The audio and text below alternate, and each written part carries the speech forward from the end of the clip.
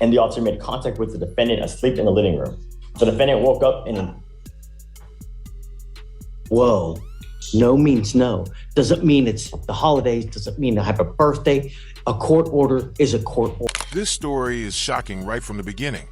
A police officer walks straight into a man's home while he's asleep, and there's no warrant anywhere in sight. It's the kind of moment that makes you stop and think about basic rights and privacy. Imagine waking up to find an officer standing in your living room without any warning or explanation. No knock, no notice. Just an unexpected entry that feels completely out of line.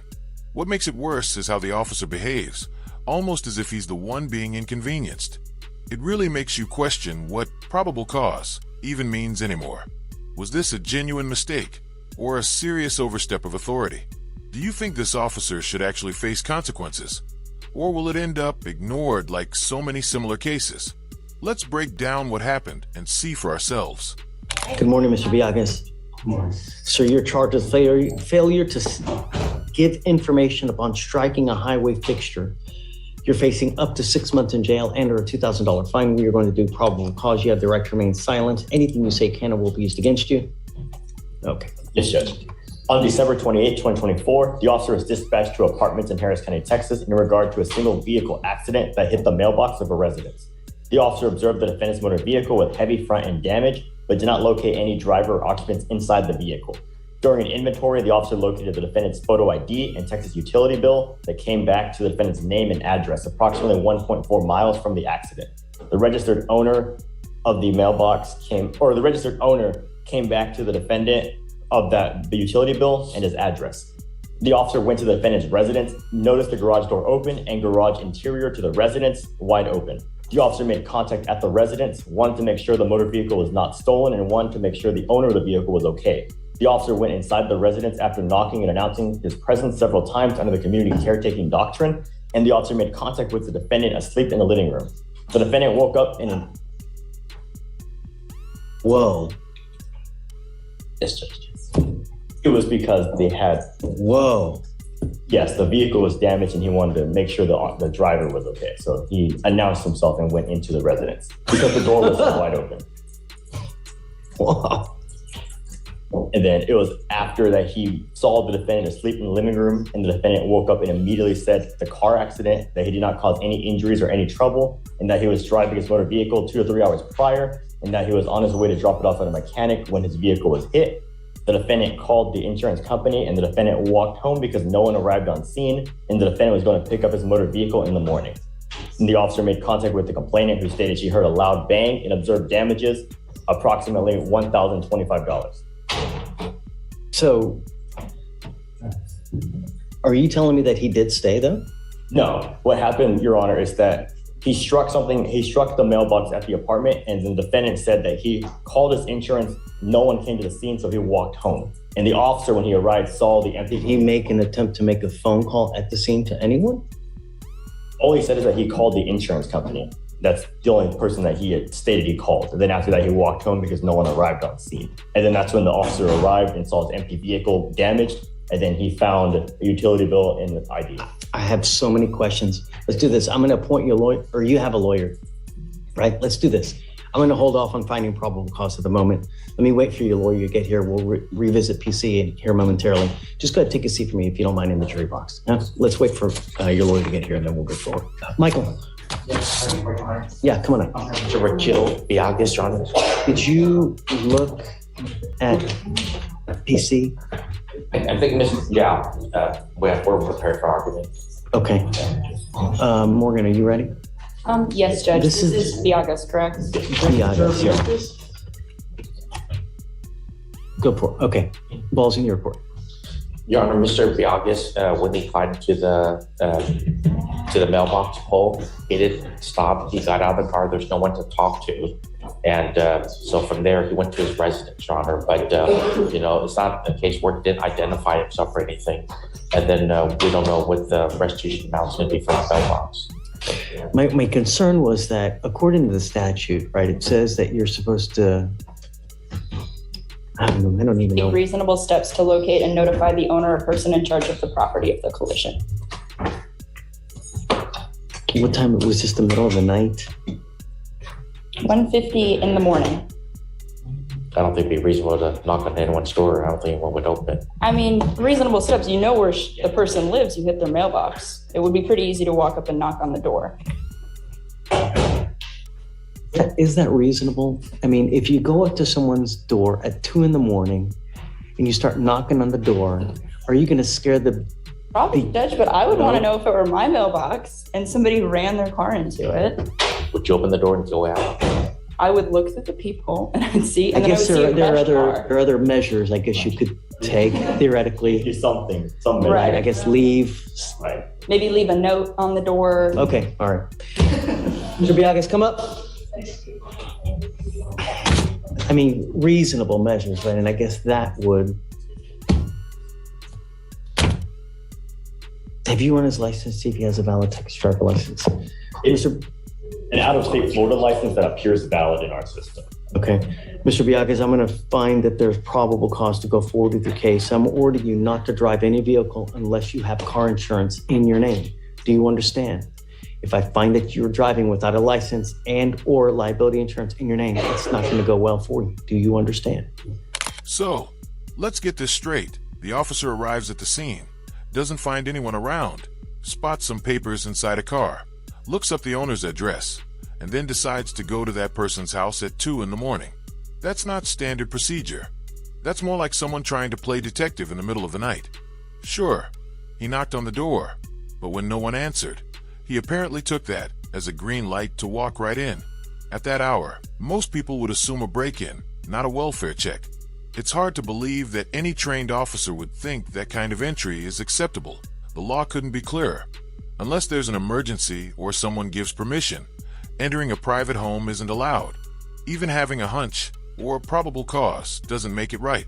What makes the situation even more concerning is that the officer genuinely believed he was doing the right thing. That alone shows how blurred the limits of authority have become. Imagine being woken up in the middle of the night by footsteps inside your home, only to realize it's not a stranger. It's a police officer who decided to come in uninvited. Anyone in that situation would feel shocked and unsafe. And honestly, who wouldn't? Okay. You've got a lawyer. Listen to your lawyer. He'll take care of you. I will waive your appearance so you don't have to waste your time coming to court, but you have to stay in touch with Mr. Pham. He'll tell you when you have to come back to court. If he tells me he can't get a hold of you or you pick up a new case, I'm going to revoke your bond, put you in jail.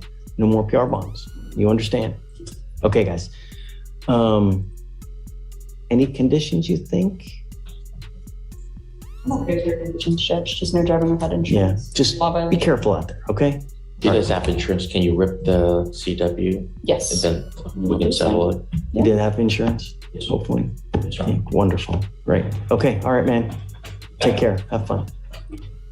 Can you file that? Do you mind those conditions? All right, Vic, you ready? Wow, really? Nice.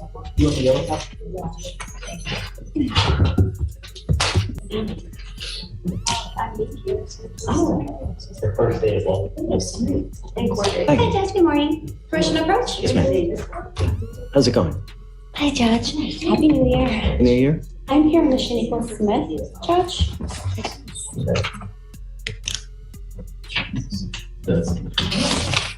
Okay. I did court with an update on it. We have everything submitted for the DWI PTI program.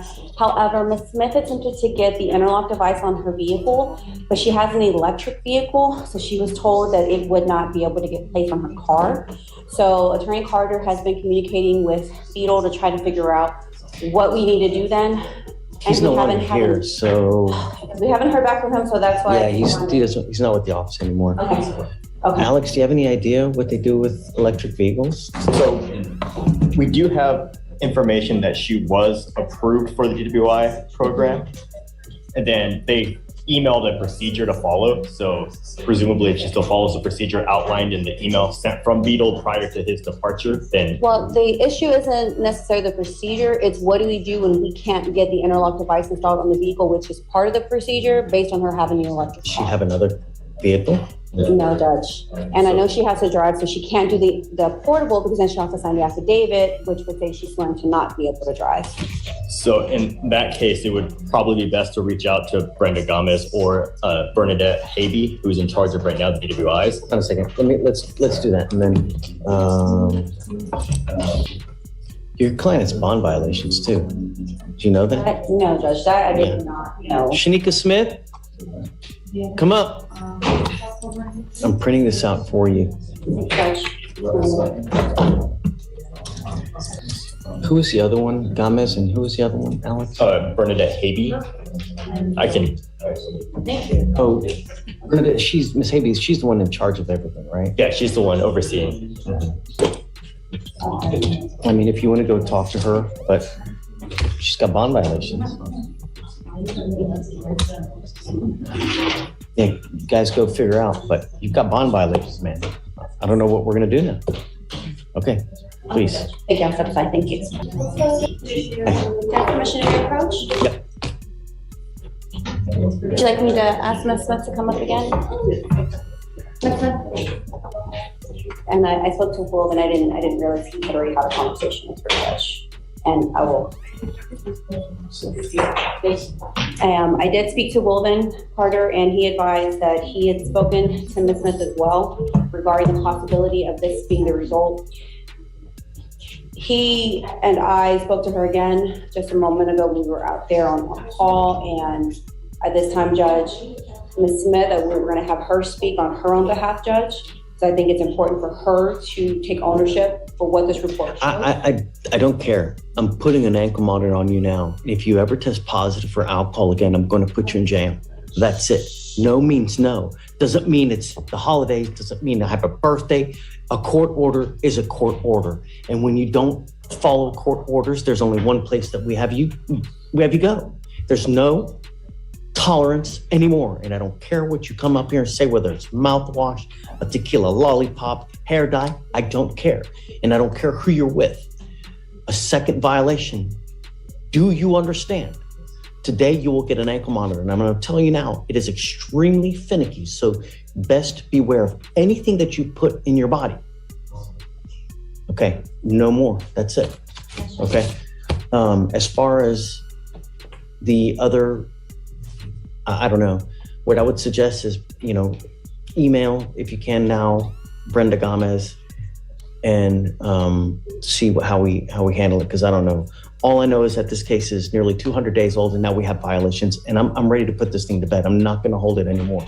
Yes, so, understood. I'll give you guys to the end of the week, figure out what we need to do. Okay. But you're walking a very, very thin line. Do you understand?